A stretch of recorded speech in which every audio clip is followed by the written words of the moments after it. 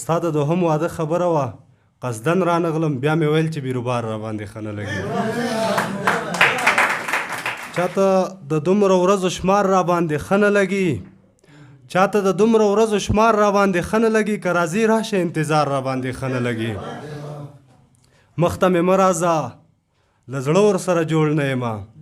مخته مې مه راځه له زړه ورسره جوړ نه یمه د بې وفا سړي دیدار را باندې ښه نه لګي او ما په دښمن باندې له شانه ګزار نه دی کړی ما په دښمن باندې له شانه ګزار نه دی کړی دا د نامرده سړي وار را باندې ښه نه لګي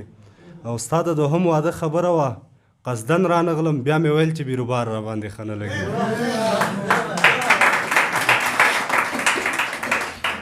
مهرباني زه لږ مریض غوندې مې مننه ستا د دوهم واده خبره وه قصدن رانغلم بیا مې ویل چې بیروبار را باندې ښه نه لګي او بیا مې منصور ملنګه ژوبل زړه ته درد ورکوي راته یې مه غږه او ستار را باندې ښه نه لګي سړی نو څه وکړي چې دومره کړي نازونه سړی سړی نو څه وکړي چې دومره کړي نازونه سړی له ژونده باسي ستا د تشې خولې لفظونه سړی انتظار اوږدو خو پښتون هم درته نه مې ویل کنې نو وژني دومره ډېر انتظارونه سړی انتظار اوږدو خو پښتون هم درته نه مې ویل کنې نو وژني دومره ډېر انتظارونه سړی د زړه په درد باندې اخته خلک د شور نه کوي په خاموشۍ باندې زغملی شي دردونه سړی او دا به د هجر زور ته څه ټینګ شي له ورایه ښکاري دا به ترې مړ شي دا بیخي ډېر دی کم خونه سړی دا به د هجر زور ته څه ټینګ شي له ورایه ښکاري دا به ترې مړ شي دا بیخي ډېر دی کم خونه سړی او ستا هېرول په تعویذونو باندې هم نه کېږي ستا هېرول په تعویذونو باندې هم نه کېږي په مټ او تړي نور څومره تعویذونه سړی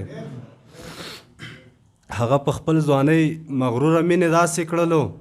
هغه په خپل ځوانۍ مغروره مینې داسې کړلو اوس چې په لاره باندې ځي خوري تندکونه سړی چې ستا په خیال کې به منصور ملنګ راځي او که هېر کړی دی که هغه هسې کړي په ځان باندې ظلمونه سړی د توجه مننه که غواړئ د شیبه باران اونیزه مشاعره کې برخه واخلئ د شیبه باران مشاعره د هرې جمعې په ورځ د ماسپښین 2 بجې ترسره کیږي پته د لومړي مکرویانو وروستی تمځای د سمټ خانې 3 لارۍ مقبل مارکیټ د طلایي دروازې ښوونیز مرکز د اړیکې شمیره 0 اویا 6 څلوېښت 8 څلوېښت 1 څلوېښت